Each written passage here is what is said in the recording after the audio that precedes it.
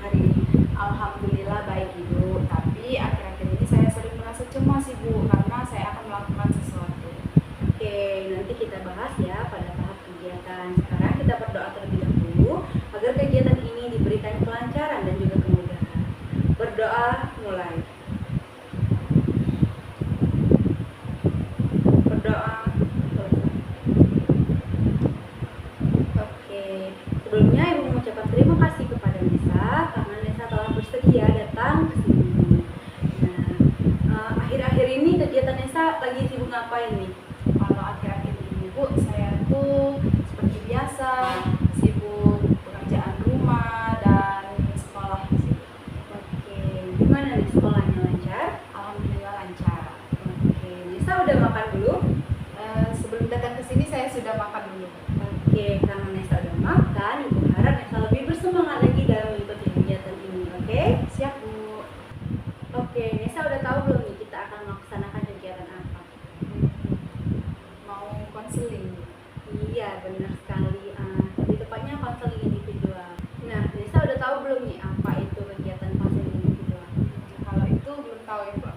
Oke, jadi Ibu jelaskan sedikit ya. Konseling individual ini adalah layanan yang dilakukan oleh dua orang. Ada konselor, itu Ibu, dan konseling itu Nesa. Di mana kegiatan ini bertujuan untuk mengembangkan potensi diri Nesa dan juga membantu mencari solusi terbaik dari permasalahan yang Nesa hadapi. Nah, tujuannya juga untuk memandirikan Nesa. Jadi apabila di kemudian hari Nesa mengalami permasalahan yang sama seperti Nesa pernah rasakan, nah Nesa tahu apa cara yang untuk mengatasi permasalahan itu. Nah, di dalam konseling individual ini juga ada beberapa asas Nesa. Yang pertama itu asas kesukarelaan. Nah, Nesa datang ke sini dengan sukarela atau dengan terpaksa? Artinya dengan sukarela. Oke, bagus sekali. Jadi sukarelaan itu adalah datang ke sini tanpa paksaan dari pihak manapun. Yang kedua itu ada asas kerahasiaan. Jadi apapun yang ingin Nesa sampaikan nantinya kepada Ibu, boleh Nesa ceritakan tanpa takut. Informasi itu akan bocor kepada pihak-pihak lain yang tidak bersangkutan. Jadi apabila Nesa tidak memperbolehkan Ibu memberikan informasi kepada siapapun, Ibu tidak akan memberikan informasi itu. Nah, yang terakhir itu ada asas keterbukaan.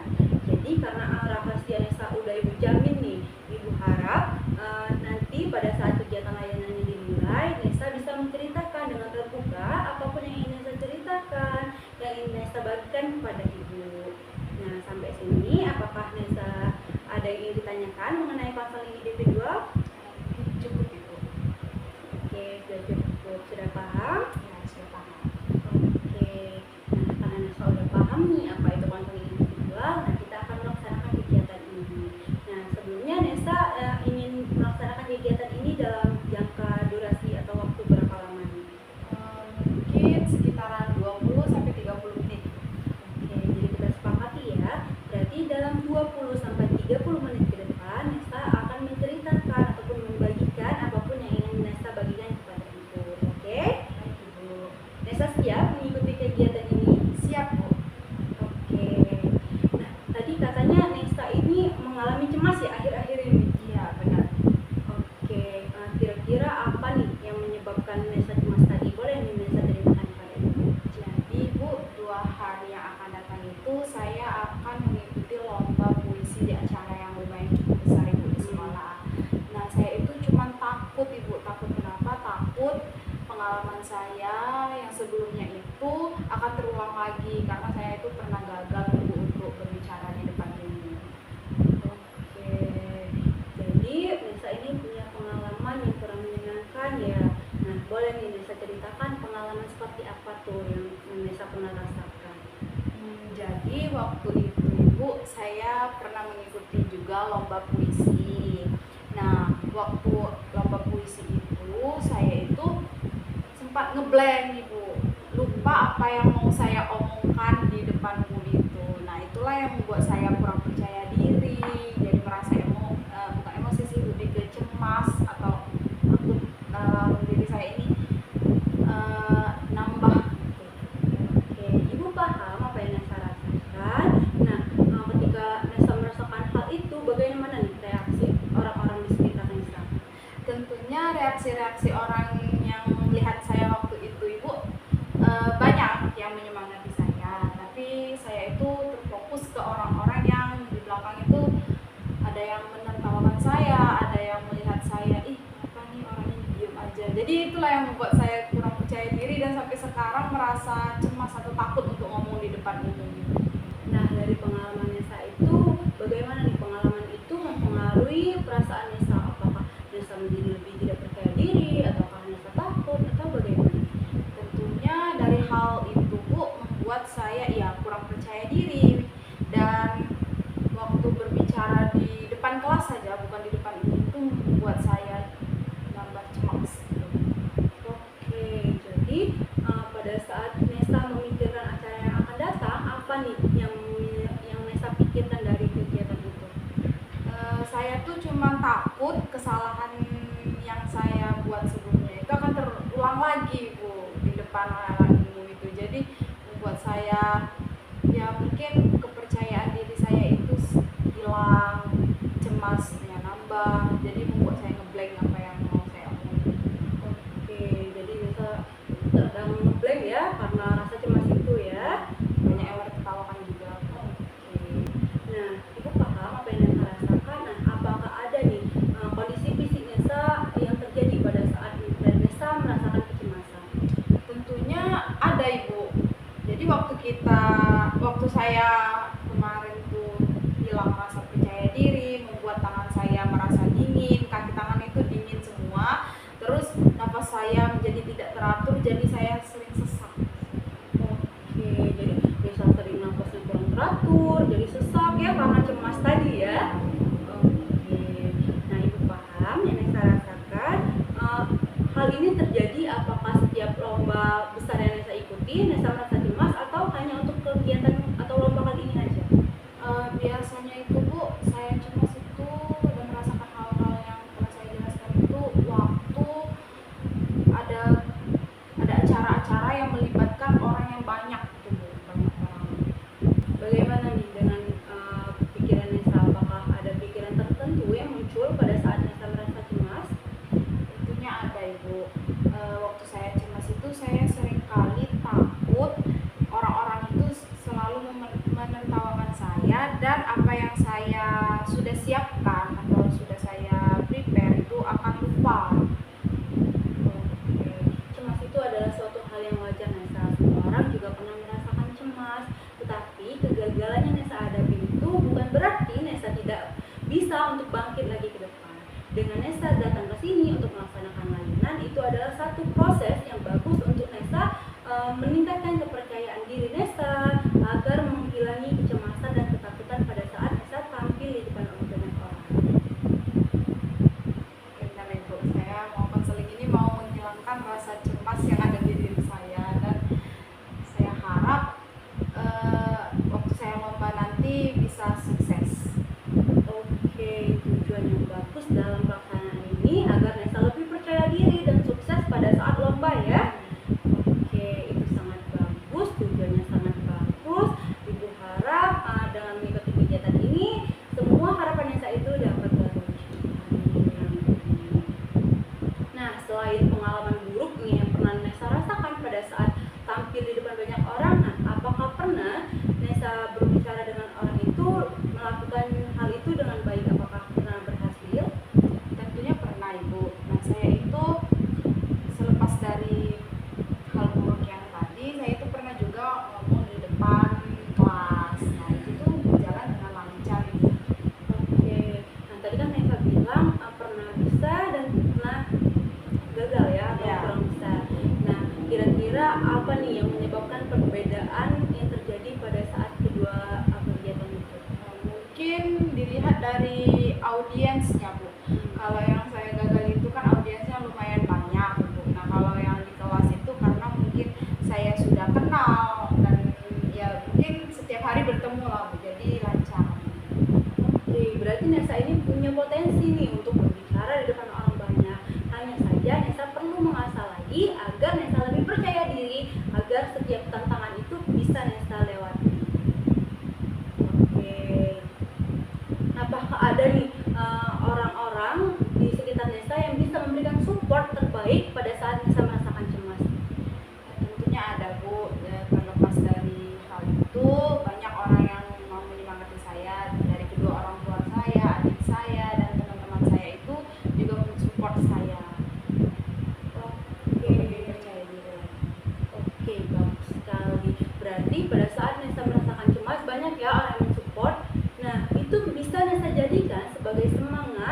Jadi Nesa pikirkan berarti ada yang menyemangati saya bahwa saya harus menampilkan yang terbaik karena banyak orang yang bisa mendukung saya. Nah, di sini kita akan melaksanakan beberapa tahapan agar Nesa lebih merasa rileks dan mengurangi rasa kecemasan Nesa itu. Oke, jadi kita akan mengatasi atau permasalahan Nesa itu dengan mencoba menggunakan pendekatan desensitisasi sistematis dengan teknik relaksasi. Jadi yang pertama kita akan mengatur nafas Nesa terlebih dahulu agar Nesa lebih merasa tenang dan mengurangi kecemasan yang Nesa rasa. Oke, yang pertama duduk, sesuaikan posisi duduk Nesa dengan senyaman mungkin. Sudah nyaman, tegakkan badan Nesa tapi jangan tegang, tetap relax. Sudah. Oke, sekarang mulai tarik nafas menggunakan hidung dengan perlahan. Tahan. Kemudian hembuskan gunakan mulut dengan perlahan. Oke, tarik nafas. Tahan. Kemudian hembuskan. Lakukan kegiatan ini dengan senyaman Nesa. Memejamkan mata ataupun semuanya yang membuat Nesa lebih nyaman. Oke, tarik nafas. Tahan.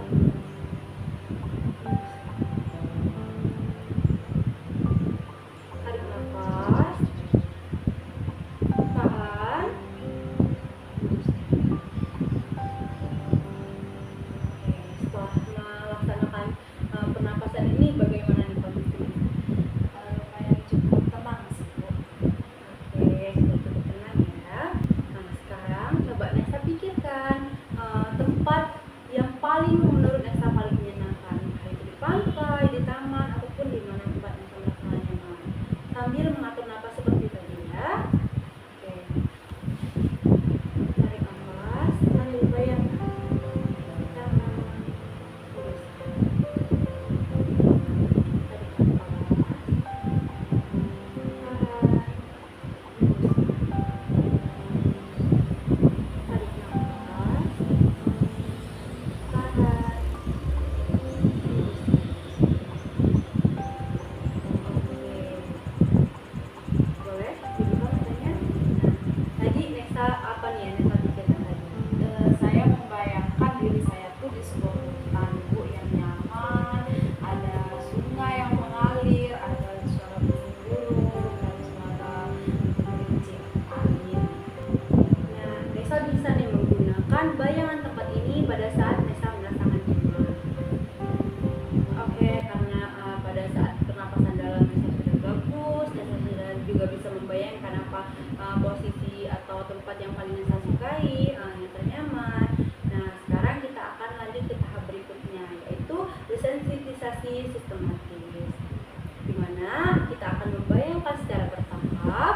Jadi nanti Nesa akan membayangkan dengan rileks. Pertama, Nesa akan membayangkan ketika Nesa berbicara dengan satu orang, entah itu yang Nesa sudah kenal ataupun yang Nesa belum kenal. Boleh Nesa ceritakan, nama saya Nesa, cita-cita saya ini, saya hobi ini. Nah, bisa.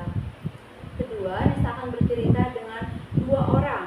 Jadi pertama satu orang, yang kedua dua orang, yang ketiga coba Nesa nanti praktikkan membayangkan ketika Nesa berbicara dengan satu kelompok yang terdiri dari 8 sampai 10 orang. Yang terakhir baru Nesa membayangkan lagi situasi ketika Nesa berbicara di depan banyak orang. Nah, sebelum melaksanakan kegiatan itu, Ibu mau Nesa memberikan skor dulu dari 1 sampai 10. Berapa nih skor dari yang berbicara dengan satu orang sampai dengan banyak orang? Mungkin, Bu, untuk kalau saya berbicara dengan satu orang itu kalau 1 sampai 10 itu 2. Nah, kalau dengan 2 orang skornya itu 4. Nah, kalau dalam kelompok 8 orang sampai 10 orang itu skornya 6. Dan kalau dengan orang banyak atau halayak yang ramai itu bisa sampai 8.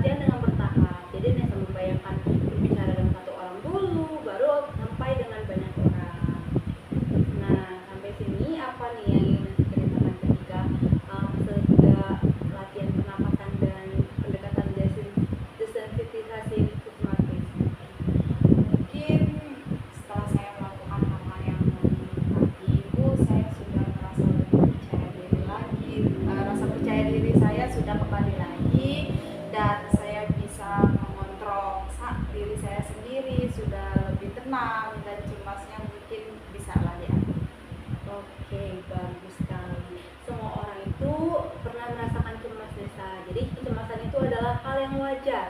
Setiap orang itu pernah merasakan rasa cemas. Entah itu pembicara yang sekarang sudah hebat berbicara di depan orang, tentunya dia juga pernah bertahap, pernah merasakan rasa cemas, kemudian ia terus melatih sehingga akhirnya ia sampai percaya diri. Nah, Ibu yakin Nesa bisa melakukan hal ini, Nesa bisa berani, Nesa bisa percaya diri lagi.